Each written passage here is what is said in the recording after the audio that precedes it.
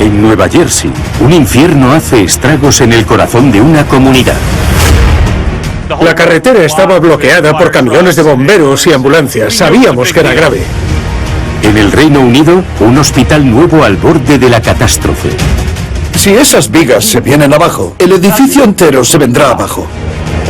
Tragedia en Nueva Zelanda cuando una inundación volcánica se lleva por delante un crucial puente ferroviario. La fuerza que llevaba los arrastró río abajo. Y desastre en España en la construcción de una presa gigante. El torrente tenía tanta fuerza que lo arrasó todo y a todos a su paso. En las grandes construcciones, incluso el más mínimo fallo puede desencadenar un enorme desastre. Desde errores de cálculo a malentendidos, pasando por pura mala suerte. Estas catástrofes son la peor pesadilla de los ingenieros.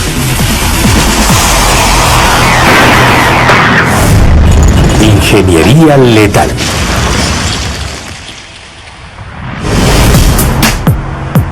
En todo lo que construyen, los ingenieros intentan prever todas las posibilidades. Pero a veces, la catástrofe les sorprende. Como en esta historia de Nueva Jersey, donde sobreviene el desastre en una planta química. No sé si eran conscientes de lo peligroso que era aquello. Sonó como una bomba de 5 toneladas. El miedo se extiende por toda una comunidad. Estaban rodeados por un humo negro. La gente se vio obligada a abandonar su casa. Cuando se desata la catastrófica reacción en cadena. Una vez que el material se prende, todo se prende y ya es demasiado tarde. Este desastre forzó cambios en la industria.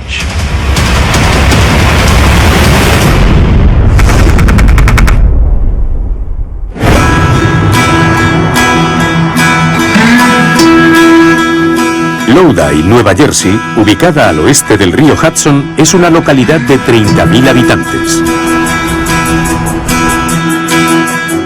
Philip Toronto ha sido su alcalde. Lodi es una ciudad pequeña. Siempre ha sido una ciudad trabajadora, de clase media. Hay muchas familias y los jóvenes siempre se han comportado muy bien, porque aquí todo el mundo se conoce y conoce a tus padres. O sea que no se pueden hacer muchas travesuras en Lodi. Además de ser una ciudad eminentemente familiar, Lodi también tiene historia industrial. Hace un siglo, aquí ya había una enorme fábrica de tejidos y tintes. Con los años, llegaron más fábricas y con ellas, casa y colegios para los trabajadores y sus familias. Teníamos un montón de empresas que utilizaban variedad de productos químicos y no necesariamente de los más seguros.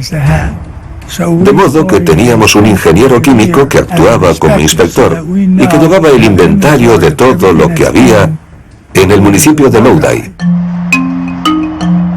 Durante décadas, en esta parcela hubo una planta de productos químicos y farmacéuticos. En las instalaciones contaban con una enorme máquina de mezcla. Aaron Moment es profesor de ingeniería química. La mayoría de los productos comerciales que usamos en nuestras casas o en la industria están formados por componentes que se han mezclado. El proceso suena sencillo, pero tiene sus riesgos. Mezclar a menudo es extremadamente peligroso. Los productos químicos siempre deben tratarse con respeto. Pueden comportarse de manera imprevista y provocar accidentes. A pesar de los peligros, la fábrica y los vecinos de Lodi compartieron espacio durante más de medio siglo, pero la armonía no duraría para siempre. Viernes 21 de abril de 1995. El alcalde de Lodi cogía fuerzas para una fría mañana de primavera. Estaba tomando café aquí esa mañana, antes de ir al centro. Pero sobre las 8 menos cuarto, la rutina matinal de Philip se vio interrumpida por una explosión violenta. Sonó como una bomba de 5 toneladas. Y cuando salí vi una enorme columna de humo negro y supimos que había ocurrido algo terrible. El fotoperiodista David Adornato estaba trabajando. Supe a dónde tenía que ir en cuanto vi aquel humo negro que salía del incendio. El alcalde fue informado por su equipo de emergencias de que la explosión se había producido en la planta de productos químicos y farmacéuticos.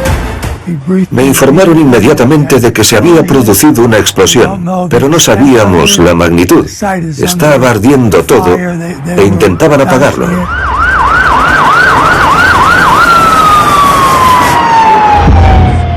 Era un incendio considerable. La carretera estaba bloqueada por camiones de bomberos y ambulancias. Los sanitarios trasladaban gente al hospital. Era un caos. Sabíamos que era grave. Cuando llegué, estaban intentando sofocarlo, echándole agua. Las plataformas elevadoras y los camiones de bomberos que estaban echando agua sobre el tejado de la fábrica estaban rodeadas por un humo negro. Aquella fábrica era enorme y nadie sabía qué productos químicos ardían en aquel infierno. Imagino que era aterrador. Recuerdo que había una nube de humo enorme y que todos estábamos preocupados por si hubiese algún producto químico que pudiese provocar problemas de salud a los vecinos. Las llamas se avivaban y el humo crecía, y 300 personas tuvieron que ser evacuadas de sus hogares. Las casas estaban literalmente en la acera de enfrente. Imagínense qué miedo. Todas tus cosas, el lugar en el que te sientes seguro y tienes que abandonarlo. A primera hora de la noche, el incendio estaba controlado. Tenían el fuego bajo control, pero desgraciadamente el daño ya estaba hecho. Con el fuego y el humo en retirada, los investigadores descubrieron que 4 operarios de la fábrica habían fallecido en la explosión. Otro había resultado herido de gravedad y estaba en el hospital. Yo tuve que acercarme a las personas que estaban esperando allí y decirles a sus familias que habían perdido a sus seres queridos. Desgraciadamente, el 5º trabajador fallecería posteriormente por las lesiones sufridas, y sin embargo el número de víctimas podría haber sido mucho peor. Una tardía nevada de primavera caída en la zona había obligado a la población a quedarse en casa durante la semana. Aquel día habían cerrado los colegios y adelantado el fin de semana. Gracias a Dios, porque el instituto está en ese lado de la ciudad, así que habría habido tráfico, habría habido niños, habría habido padres cuando explotó aquello. Fue increíble que no hubiese víctimas civiles. Tuvimos mucha suerte, esquivamos aquella bala. Fue terrible. Afectó a las familias que vivían en la zona, a los trabajadores de la planta, porque era una empresa de la que dependía la comunidad. E impacta mucho cuando ocurre algo así.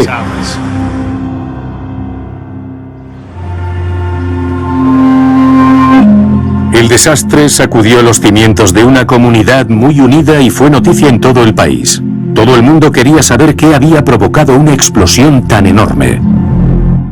Cuando hay una empresa química que ha sufrido una explosión, tienes que averiguar cuál es su inventario, qué mezcla y cuál es el resultado.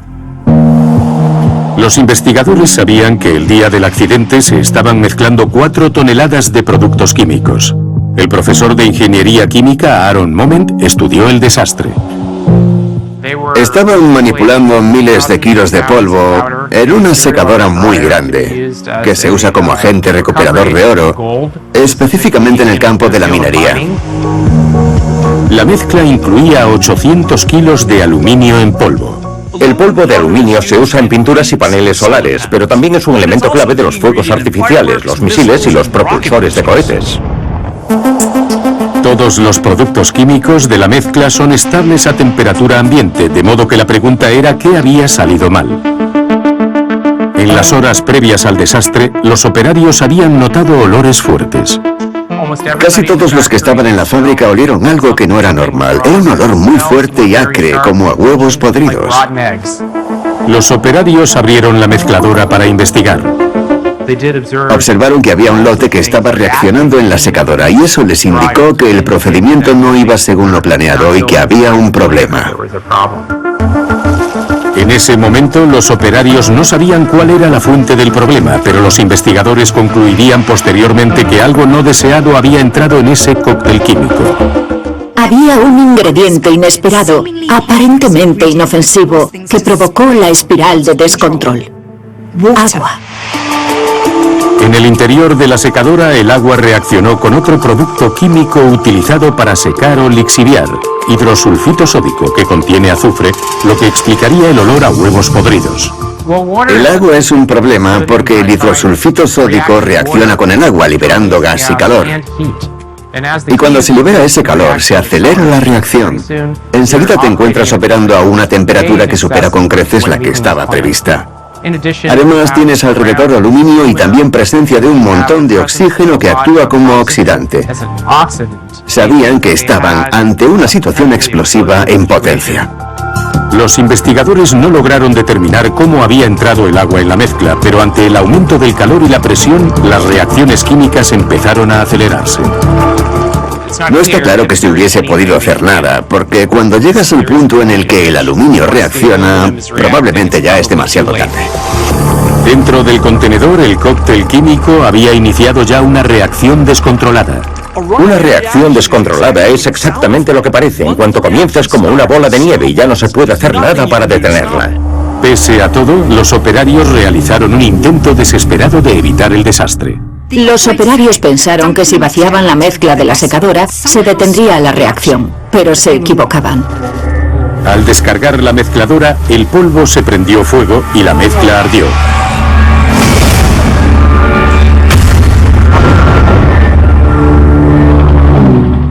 Intentaron detenerla, pero ya estaba demasiado avanzada y explotó.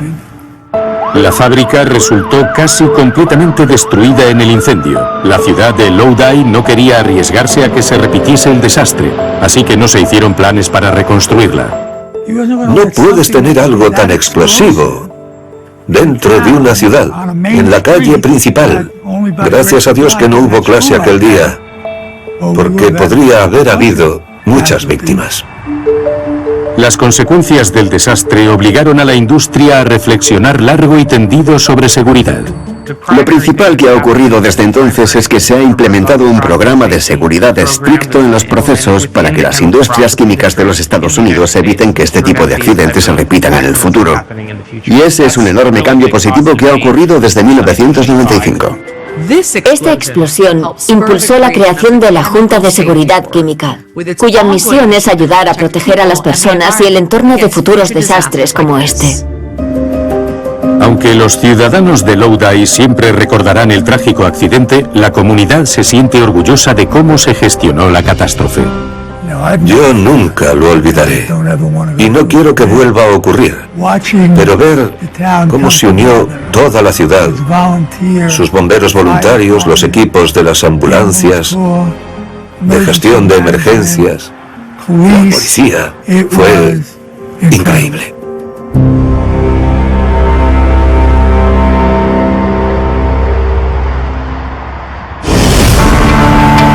En la gran ingeniería, cada estructura individual vive en una batalla constante contra los elementos. Pero a veces la madre naturaleza no juega limpio. Como en esta historia de Nueva Zelanda, donde la catástrofe ferroviaria golpeó en Nochebuena.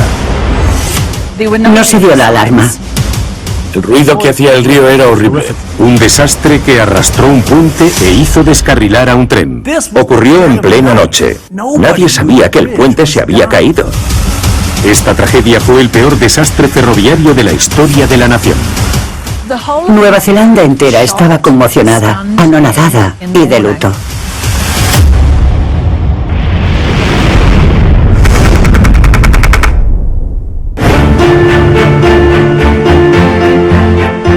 En la isla norte de Nueva Zelanda se encuentran algunos de los paisajes más espectaculares del mundo. Y en su corazón se encuentra la meseta volcánica central. Walter Rushbrook, ingeniero civil, trabaja en esta región remota. La meseta volcánica central es un espacio tipo alpino. Hay valles muy profundos que descienden desde las montañas. Es un paisaje muy activo. Básicamente lo han forjado los grandes volcanes. Las vistas son espectaculares, pero este paisaje tan escarpado es una pesadilla para las infraestructuras. Desde la perspectiva de la ingeniería, construir carreteras y vías férreas por aquí es todo un reto. Es una combinación de suelos de ceniza muy erosionados y débiles y piedras enormes. Es decir que, para colocar los pilares de un puente, por ejemplo, es muy complicado encontrar una buena base para levantar la estructura. Sin embargo, ya en 1885 los ingenieros estuvieron a la altura del reto y tendieron la línea férrea entre Auckland en el norte y Wellington en el sur. Necesitaron 20 años para planificar, estudiar la topografía y tender casi 700 kilómetros de vía por este paisaje natural. Esta parte de Nueva Zelanda estaba literalmente en medio de ninguna parte. Fueron auténticos pioneros. Tuvieron que traer todos los materiales y trabajar a mano. Fue un trabajo muy manual y exigente, y abrieron el camino para crear la línea de ferrocarril. Cuando el ferrocarril se acerca a la meseta volcánica central, las vías pasan cerca de la falda del monte Ruapehu. Desde el suelo, Ruapehu parece una montaña, pero en realidad es un estratovolcán. Y en su cima hay un cráter gigante con un lago de agua caliente. Este lago del cráter vierte sus aguas en el río Whangaehu, que discurre en dirección hacia el mar. Durante más de 100 años los trenes han cruzado este río gracias al puente Tangiwai, pero este no es el primer paso de la región. Nochebuena de 1953. A última hora de la tarde, un tren expreso con 285 personas a bordo, entre pasajeros y personal, se acerca a Tangiwai, en su viaje en dirección norte hacia Auckland. Debbie Clooney, del Museo Nacional del Ejército, te mata toda. El tren iba lleno de turistas y familiares felices de viajar a Auckland para pasar con sus amigos y familiares las fiestas de Navidad. En su camino, el río Whangaehu llevaba un caudal peligrosamente alto y había dañado el puente. En una zona tan remota y rural, solo un trabajador del servicio postal había sido testigo de la precariedad de la situación. El trabajador del servicio postal corrió hacia las vías e intentó avisar al tren con una linterna. El maquinista rápidamente se percató de que ocurría algo. Frenó y arrojó arena a las vías, lo que ayuda a frenar las ruedas mucho más rápido. Pero ya era demasiado tarde. La locomotora iba lanzada hacia el puente deteriorado, que se precipitó catastróficamente hacia las furibundas aguas del río, arrastrando con él al tren.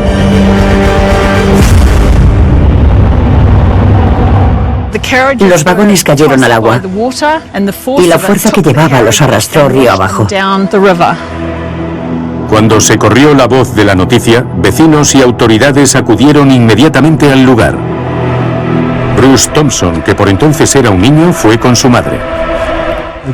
Llegamos y el ruido que hacía el río era horrible. Los primeros restos que encontramos fueron los del vagón 3. Estaba cortado a la mitad. Se buscaron supervivientes entre los restos destrozados. Mi madre había recibido formación en el cuerpo auxiliar femenino durante la guerra y ayudó en lo que pudo.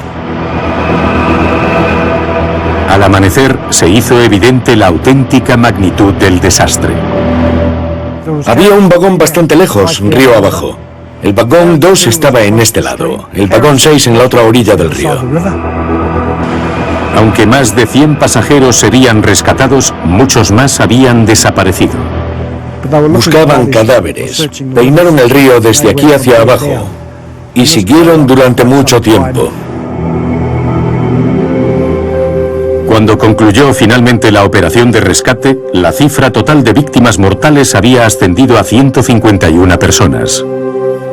Al conocer la noticia, la nación entera lloró el día de Navidad. Nueva Zelanda entera estaba conmocionada, anonadada. Prácticamente todo el mundo conocía a alguien que tenía un familiar en aquel tren, porque por aquel entonces Nueva Zelanda no tenía una población muy numerosa. Fue a la vez el peor accidente ferroviario y uno de los peores desastres naturales de la historia de Nueva Zelanda.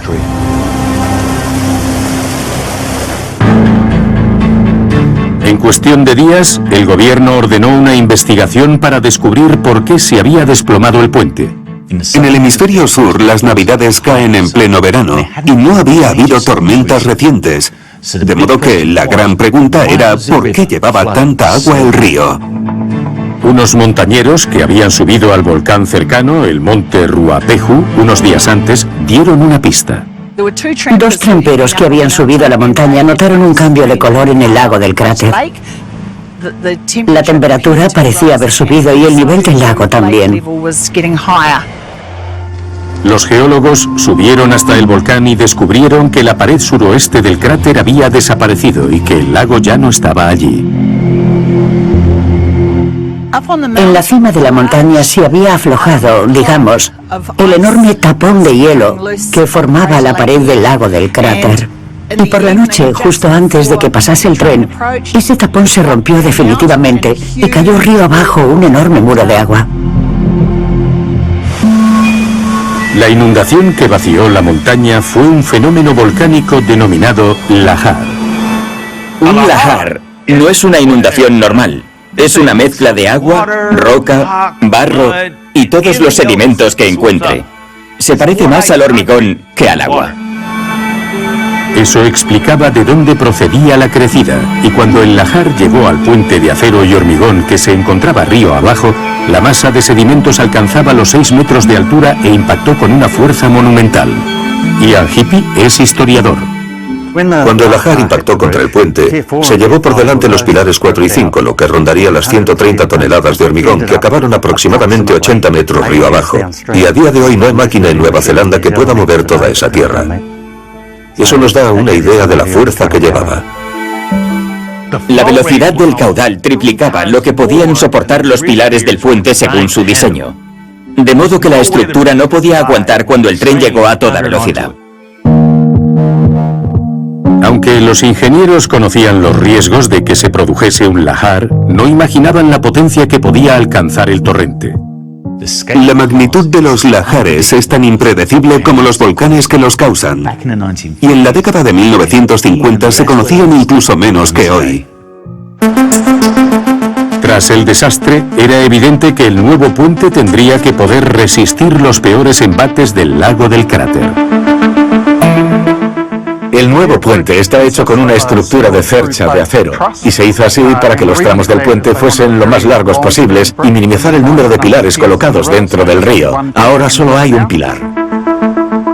Este solitario pilar del río fue diseñado para resistir la fuerza de un lahar y sus cimientos se adentran en el lecho de roca. Como está a mucha profundidad y muy bien asegurado, se consigue un refuerzo contra las cargas laterales.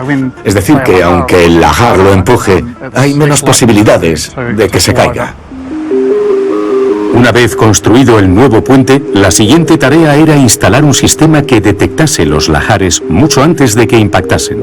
Incluso con la ingeniería moderna, protegerse contra los lahares es un enorme reto. Así que los sistemas de alerta temprana son vitales para asegurarse de que nunca vuelva a suceder algo parecido. Hoy hay una red de detectores que discurre río abajo desde la montaña. En la montaña se han colocado sismógrafos y sensores acústicos que podrían detectar un lahar desde su primer movimiento y que nos avisaría con 2 horas de antelación de que viene algo. En 2007 la precaución dio frutos cuando otro enorme lahar rugiente descendió montaña abajo. La crecida de rocas, barro y agua duró casi 1 hora. Fue peor que el lahar de 1953, pero los sistemas de alerta se activaron con éxito y el aviso se dio con mucho tiempo. La línea se aseguró y lo mejor de todo es que el puente resistió extraordinariamente bien. Una excelente noticia para los usuarios modernos de la línea. Gracias en parte a las nuevas medidas de seguridad, es improbable que se repita la tragedia, aunque nunca se olvidará. Celebramos un acto conmemorativo y pensamos en ellos todas las nochebuenas. Al pasar por aquí, el tren aminora la marcha y se arroja un ramo de flores al río. Y eso forma parte de nuestra ceremonia.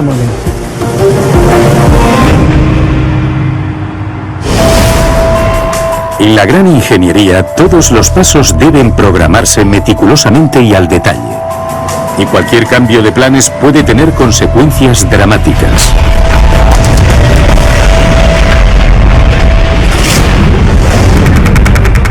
Como en esta historia en el Reino Unido. la problemática construcción de un nuevo hospital de referencia.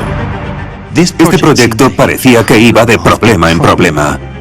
Encontraron amianto, hormigón agrietado. Problemas que derivaban hacia un resultado devastador. Descubrieron que no eran solo 2 vigas las que estaban defectuosas, sino 8.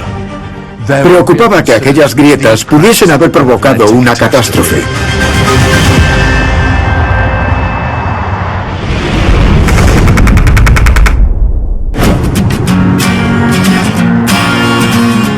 Liverpool, en el noroeste de Inglaterra, le debe su prosperidad al río Mersey, que le ofrece un acceso rápido a los canales de navegación del Atlántico Norte. Liverpool prosperó gracias a sus muelles. A mediados del siglo XX, como muchas otras ciudades industriales, lo pasó mal. Pero en las últimas décadas ha experimentado un renacimiento. En 2014 comenzó la construcción de este moderno edificio de 11 plantas en el centro de la ciudad. Un nuevo pabellón del Hospital Real de Liverpool. John Corbett es guía turístico de la ciudad. El Royal Infirmary es nuestro hospital principal. Forma parte de los 300 años de historia de la medicina en la ciudad. Es el centro de todo. Es donde se realizan las consultas externas y también las operaciones y donde permanecen ingresados los pacientes.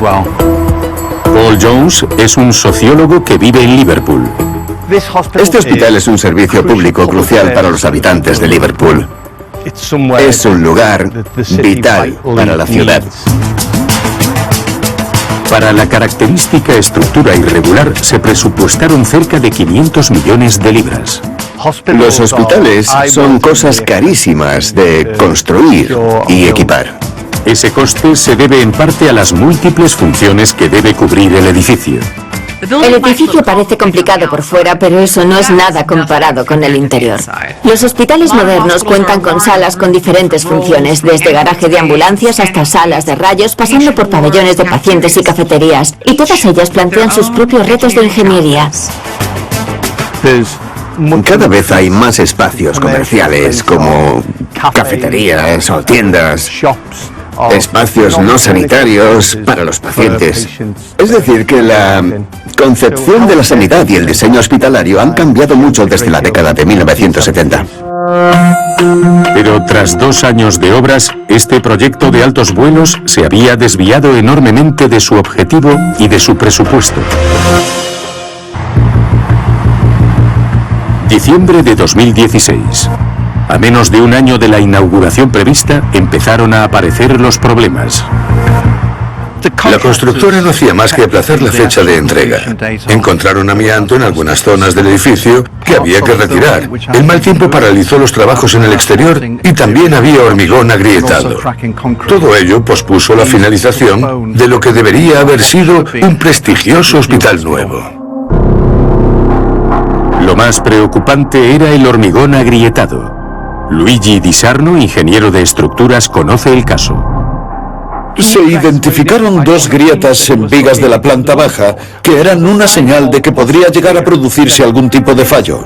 Y cuando encuentras grietas en una estructura, siempre es un aviso que debes investigar minuciosamente. Pero antes de que se pudiese hacer nada, el proyecto sufrió otro contratiempo. En mitad de la obra, resultó que la constructora original tenía problemas económicos graves y parecía que el hospital se iba a quedar en el limbo. Arreglar los problemas técnicos requería mucho tiempo y dinero, y al parecer el promotor se había quedado sin ninguno de los dos. No parecía que nuestro hospital fuese a abrir en breve. La ciudad necesitaba desesperadamente el nuevo centro hospitalario, pero antes de reanudar las obras, los ingenieros que evaluaban las grietas en las vigas descubrieron que la situación era peor de lo que esperaban. Cuando la nueva constructora se hizo cargo de la obra, los nuevos promotores encontraron 8 vigas agrietadas, y no las 2 originales que se había dicho. Afortunadamente, por entonces el hospital todavía estaba vacío, pero los estudios sugerían que bajo la carga de un hospital operativo, 5 de las 8 vigas podrían haber fallado. El hormigón es muy versátil, por eso lo vemos en todas partes, desde presas a puentes y hospitales. Pero si se sobrecarga, puede fallar de repente. Es decir, que esas grietas había que tomárselas muy en serio. Si detectamos grietas en una planta inferior, estamos ante una alerta, porque eso significa que si esas vigas se vienen abajo, el edificio entero se vendrá abajo. Los investigadores se aplicaron para desvelar la verdadera magnitud del problema y qué habría que hacer para solucionarlo. El primer paso era determinar la gravedad de las grietas. Cuando el hormigón se fragua, se contrae y pueden aparecer grietas. Hasta cierto punto, una grieta pequeña puede no ser un problema. La cuestión es si las grietas son generalizadas y el tamaño que pueden llegar a alcanzar. El tamaño de la grieta marca la diferencia. Si es pequeña, puede proteger el acero que está dentro de la viga. Si es grande, puede ser un indicador de que podría producirse un fallo, y entonces debemos intervenir. La ubicación de las grietas en la viga también es un factor crítico, como nos demuestra Luigi con una máquina que aplica cargas a las vigas. Esto es lo que pasa cuando aplicas una carga pesada en el medio de una viga. La viga empieza a deformarse. Esta, como ven, es una grieta muy pequeña que va avanzando por el hormigón. Aquí vemos cómo se está formando otra. Y como ven, a medida que se añade más carga, se forman grietas nuevas en la viga. Cuando tienen este tamaño, las grietas pueden rellenarse y si se reduce la carga que soportan, la viga puede volver a cumplir su función. Con una grieta de este tipo, podemos intervenir y repararla, porque al retirarle la carga, desaparecerá. Así que este es un tamaño o nivel aceptable para una grieta. Pero si la carga causa una grieta que excede este nivel aceptable, puede provocar un fallo total de la viga. Vemos la deformación, la fractura de la viga. El hormigón se deshace y esto no es aceptable. El hormigón supera su capacidad de contracción y vemos que el fallo es generalizado. La viga es incapaz de seguir sosteniendo la carga. Afortunadamente, eso no llegó a ocurrir en el Hospital Real. Pudimos repararlo porque nunca llegamos a ese estado. Aunque se identificaron los daños antes de que se produjese un fallo grave, se determinó que algunas vigas eran demasiado débiles para hacer su trabajo. La pregunta era ¿por qué? Una posibilidad era un cambio en la distribución del peso entre las fases de diseño y construcción. La formación de las grietas se atribuyó en un principio a una posible carga extra para la que no estaba diseñada. Los ingenieros siempre trabajan con márgenes de seguridad, pero si se cambia algo entre el diseño y la construcción o en la entrada en servicio, esos cálculos pueden dejar de ser exactos. La carga extra podía haberse debido a la colocación de una máquina pesada en esa planta. ¿Qué pasa cuando empiezas a cargar una estructura? Pues que pueden producirse grietas patológicas, lo que significa que las grietas superan ciertos límites que no son aceptables. Una vez identificados los riesgos, el siguiente reto para el equipo de construcción era cómo arreglar las vigas. Cuando salió a la luz el problema, la estructura estaba malamente terminada. Es decir, que cualquier solución implicaba literalmente atornillar alguna pieza a lo que ya había. Fue muy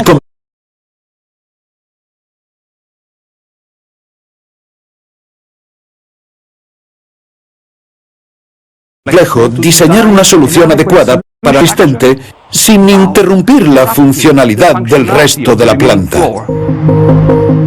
Finalmente, en septiembre de 2022, el nuevo edificio, ya seguro estructuralmente, estaba preparado para recibir pacientes. Ciertamente se inauguró 5 años después de lo previsto, pero para los habitantes de Liverpool, la espera había valido la pena.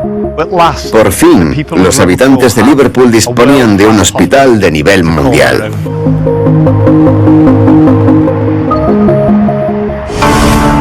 En la gran ingeniería, los problemas pueden permanecer ocultos durante años antes de revelarse, pero a veces surgen mientras los equipos todavía trabajan en la obra.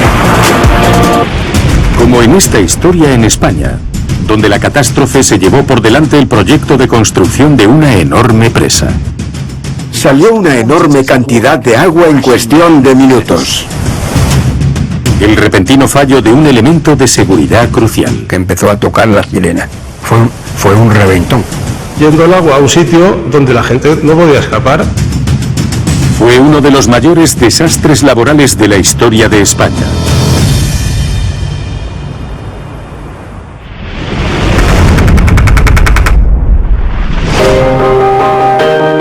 En Extremadura se oculta uno de los secretos mejor guardados de España, el Parque Nacional de Monfragüe. Este paraíso, donde se encuentran los ríos Tajo y Tietar, presume de los bosques mediterráneos más grandes y mejor conservados de la Tierra. El Parque Nacional de Monfragüe es una de las zonas protegidas más importantes de Europa. Es el hogar de una inmensa variedad de fauna, desde gatos monteses a nutrias, pero es conocido fundamentalmente por su enorme población de buitres. El antropólogo Manuel Trinidad Martín se dedica a estudiar la zona desde hace años. El Parque de Monfragüe es sin duda una de las zonas naturales más importantes de Europa. Tiene alimoches, tiene, una fauna impresionante. Esta zona idílica cuenta con todos los recursos naturales para que la fauna prospere. Pero los vecinos humanos de esta región remota necesitaban infraestructuras para disponer de un suministro de electricidad y agua. Por ello, en 1959, comenzaron las obras de un monumental proyecto doble, una presa grande en el río Tajo y otra más pequeña en el vecino Tietar. Entonces aquí en Monfragüe se crearon dos pantanos, cuyo objetivo era el aprovechamiento hidroeléctrico y también crear regadíos.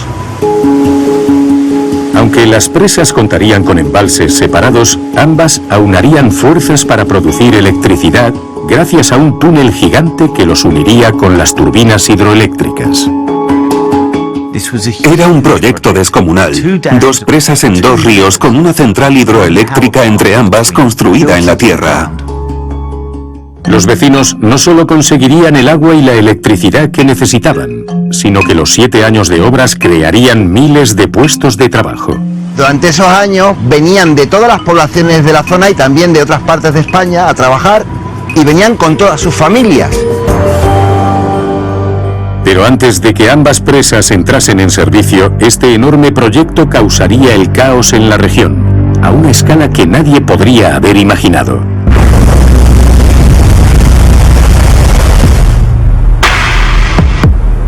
Viernes 22 de octubre de 1965. A pesar del mal tiempo impropio de la época en esta región de España, el proyecto estaba próximo a su finalización y ambos embalses casi llenos.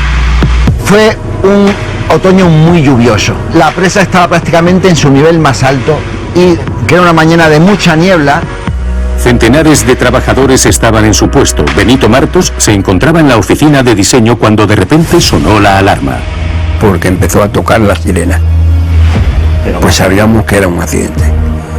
Río abajo, en la localidad de Salto de Torrejón, Jaime Canelo tenía 15 años cuando oyó la sirena. Me eché a correr, sabíamos que estaba la cosa muy mal. Todo el poblado estaba intranquilo. Un torrente de agua atravesaba a toda velocidad el túnel que conducía a las turbinas. Ahí había cientos de hombres trabajando y en muy pocos minutos, pues, se puedes imaginar. Fue un reventón. La obra se había transformado en una zona de guerra. Y donde un señor... Estaban las maquinarias, las máquinas excavadoras. Las máquinas excavadoras eran como barcas de papel. Nadie sabía lo que había pasado, pero docenas de trabajadores estaban desaparecidos, entre ellos el padre de Benito. Yo me puse muy nervioso, porque en ese momento no sabía nada de mi padre. Mi padre estaba en una zona de peligro. Afortunadamente, en la ciudad no hubo fallecidos, pero en la obra de las presas, aunque el padre de Benito sobrevivió, muchos trabajadores, entre ellos el primo de Jaime, perecieron en la inundación. La cifra oficial de fallecidos fue de 54, pero muchos creen que el dictador Francisco Franco ocultó el verdadero coste humano. La realidad es que perfectamente se pudo llegar a los 100 fallecidos muy posiblemente, ¿no? Fue una tragedia enorme, o sea, fue algo muy triste. La pérdida de tantas vidas destrozó a la región y la ciudadanía quería respuestas. ¿Qué había causado aquella terrible tragedia? Buena parte se ha perdido en la historia, pero se sabe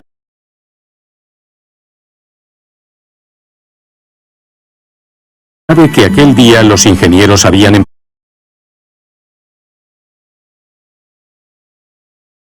empezado a probar el sistema de aliviaderos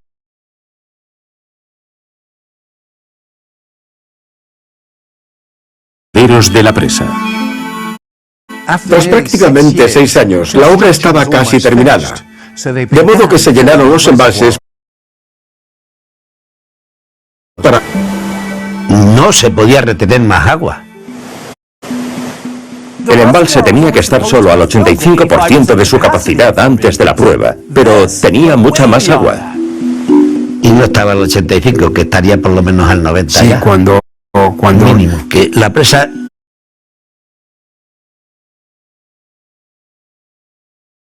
rebasó el límite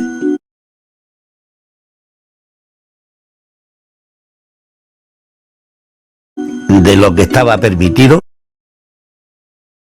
que soportara. El nivel excesivamente alto del agua de la presa probablemente exacerbó un problema existente en una de las compuertas que sellaba el canal que conducía al túnel de las turbinas.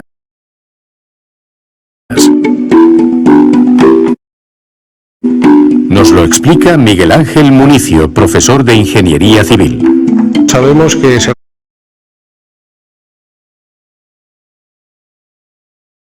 rompe el alto, la compuerta lo que hacía era cerrar el paso al agua al canal que conduce a lo que sería después la central hidroeléctrica a través de un túnel. Ese túnel estaba en construcción, entonces esta compuerta cerrada, que era su función era estar cerrada para proteger a toda la gente que estaba trabajando en la obra. Pero en lugar de mantener a raya al agua, la compuerta falló catastróficamente. Cuando la compuerta cedió, más de 50 obreros quedaron atrapados, sin posibilidad de escapar de allí. Basándose en los relatos de los testigos, muchos creen que aquella compuerta vital no se había colocado correctamente. Benito Martos trabajó en el proyecto.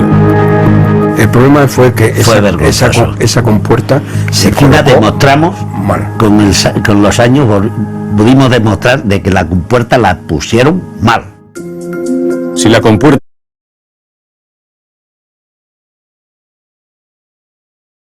se había instalado al revés, el exceso de presión del embalse, en lugar de cerrar la compuerta, la habría abierto. Con el empuje de una fuerza tan enorme y una compuerta provisional instalada incorrectamente, desgraciadamente era muy probable que ocurriese algo así. Este único error fue suficiente para causar docenas de muertos y sin embargo no generó daños permanentes al proyecto. La verdad es que no fue la presa lo que falló, de hecho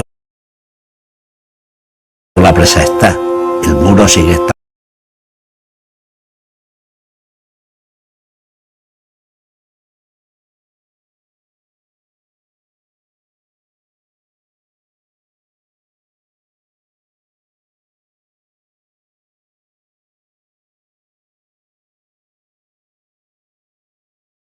Anda por encima y aquí no ha pasado nada.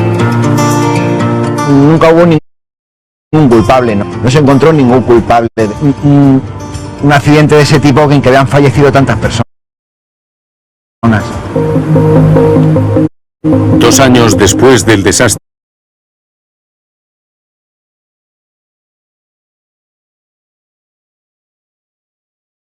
el proyecto de las presas gemelas